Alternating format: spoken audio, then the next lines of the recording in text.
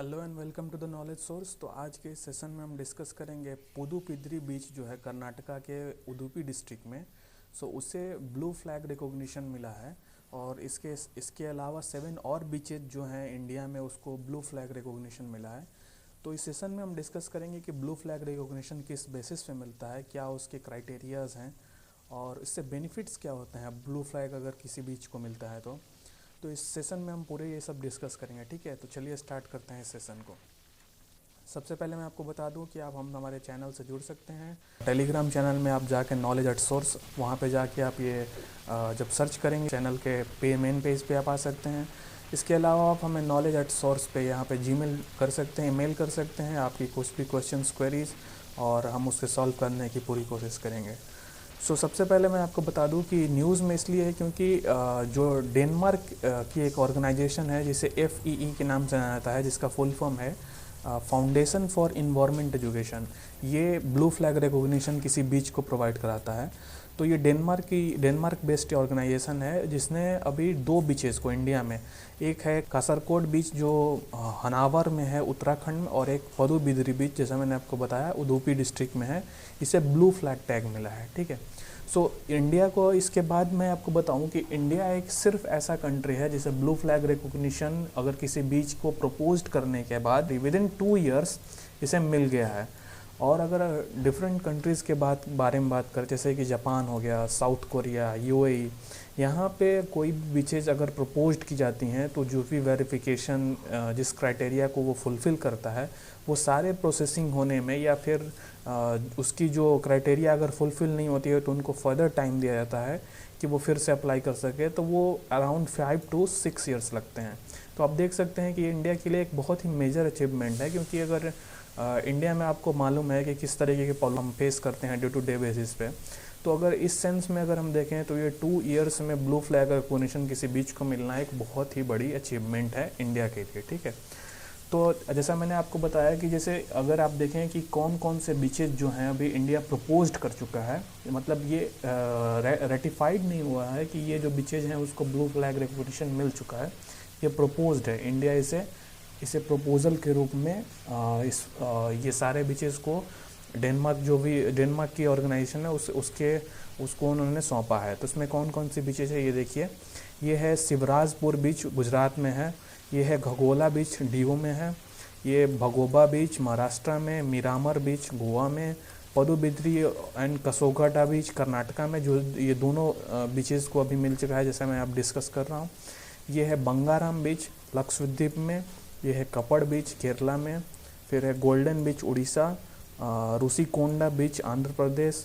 Radhanagar beach Andaman and Nicobar islands, Eden beach Puducherry and Kovalam beach Tamil Nadu. ठीक है, तो इसमें ये जो भी प्रपोज्ड बीच हैं, इसमें ये जो 2 बीच हैं पदुबिद्री बीच एंड कसरकोड बीच कर्नाटका में,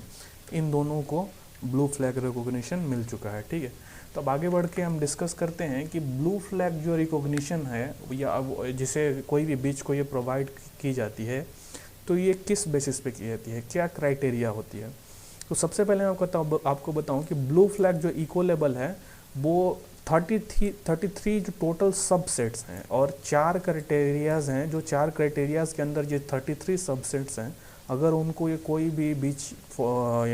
फुलफ़िल करता है तो उस बीच को ब्लू लेवल टैग ये प्रोवाइड किया जाता है। ठीक है, जैसे कि इनमें कौन कौन से मेन क्राइटेरिया हैं, जैसे कि इन्वायरमेंटल एजुकेशन और इन्फॉर्मेशन, वहाँ पे कोई भी बीचेस पे इन्वायरमेंटल एजुकेशन किस तरीके की प्रोवाइड की जाती हैं, वहाँ पे इन्फॉर्मेशन किस तरीके की प्रोवाइड की जाती हैं, फिर बाथिंग वाटर क्वालिटी किस तरीके की है वहाँ पे। इसमें जैसे आपको पता होगा जैसे कोरल ब्लीचिंग होती है, तो कोरल ब्लीचिंग इससे अगर मैरीन पोल्यूशन को कम किया सके या मैरीन इन्वायरमेंट को इम्प्रूव किया जा सके तो ये कोरल ब्लीचिंग या फिर वाटर की जो क्वालिटी है उसको मेंटेन कर सकेंगे, तो बहुत सारी मैरीन इन्वायरमेंट को ये बहुत हद तक फ़ायदा हो सकता है। ठीक है, इसके बाद आता है safety and services at the beach, तो किस तरीके की सेफ्टी प्रोवाइड की गई है और जो भी स्टेप्स लिए गए हैं कि अगर कुछ इनअप्रोप्रिएट थिंग्स हो जाती है जैसे कि नेचुरल डिजास्टर, तो इसमें किस तरीके से वर्क कर पाएंगे, उसके लिए क्या मेजर्स लिए गए हैं। तो ये जो मेजर 4 क्राइटेरियाज़ हैं इसके ऊपर बेस्ड में, और इसके अंडर 33 सब क्राइटेरियाज़ हैं, अगर उन सबको अगर फुलफ़िल करता है तो उसे फिर उस बीच को प्रोवाइड कर दिया जाता है ब्लू फ्लैग रिकॉग्निशन। ठीक है, सो अगर ब्लू फ्लैग सर्टिफिकेशन के बारे में बात करें तो जैसे मैंने आपको बताया, इसका जो मेन एम है वो मैरिन सस्टेनेबिलिटी को मेंटेन करना और टूरिज्म सेक्टर को बूस्ट करना उस एरिया में। जैसे आप एग्जांपल आप देख सकते हैं मालदीव्स की। 10 ईयर्स बैक तक मालदीव्स की जो टोटल पॉपुलेशन थी, टोटल जो इकोनॉमी थी, उसमें अराउंड 70% जो भी जीडीपी की आती थी वो टूरिज्म सेक्टर से आती थी। अब क्योंकि टूरिज्म सेक्टर आप देख रहे हैं कि अभी लास्ट 3 to 4 ईयर्स में मालदीव्स को एक बहुत ही बड़ी कीमत चुकानी पड़ी है टूरिज्म सेक्टर, जिससे इंक्रोचमेंट हो रहा है और जो